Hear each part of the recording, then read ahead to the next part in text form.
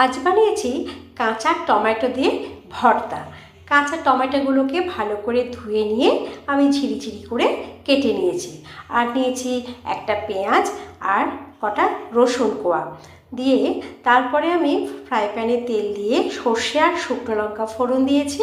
তার মধ্যে দিয়ে দিয়েছি রসুন আর পেঁয়াজটা, রসুন পেঁয়াজ আর একটা শুকনো লঙ্কা দিয়ে ভালো করে ভেজে নিলে তারপরে ওর মধ্যে দিয়ে দেবো কেটে রাখা টমেটোটা।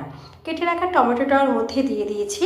তার মধ্যে দিয়ে দিয়েছি নুন, দিয়েছি একটু হলুদ আর দিয়েছি কাঁচা লঙ্কা দিয়ে ভালো করে একটু নেড়ে নিতে হবে যাতে টমেটোটা একটু নরম হয়ে আসে। একটু ঢাকা দিয়ে রান্না করলে টমেটোটা নরম হয়ে যাবে। দেখো, তারপরে ভালো করে নেড়ে নিয়ে আমি একটা স্ম্যাশার দিয়ে ভালো করে স্ম্যাশ করে নিয়েছি।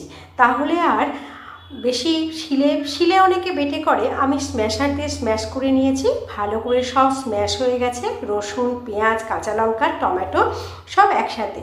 তারপর নামাবার আগে দিয়ে দিয়েছি একটু মিষ্টি, যেহেতু কাঁচা টমেটো তাহলে তো মিষ্টি দিতেই হবে একটু, নাহলে ভালো লাগবে না। টক টক ঝাল ঝাল মিষ্টি মিষ্টি দারুণ লাগবে কাঁচা টমেটোর ভর্তা। তোমরাও করে দেখো, খুব ভালো লাগবে খেতে, এত সুন্দর টেস্টি হয়, দারুণ দারুণ দারুণ। তোমরাও করো কিন্তু।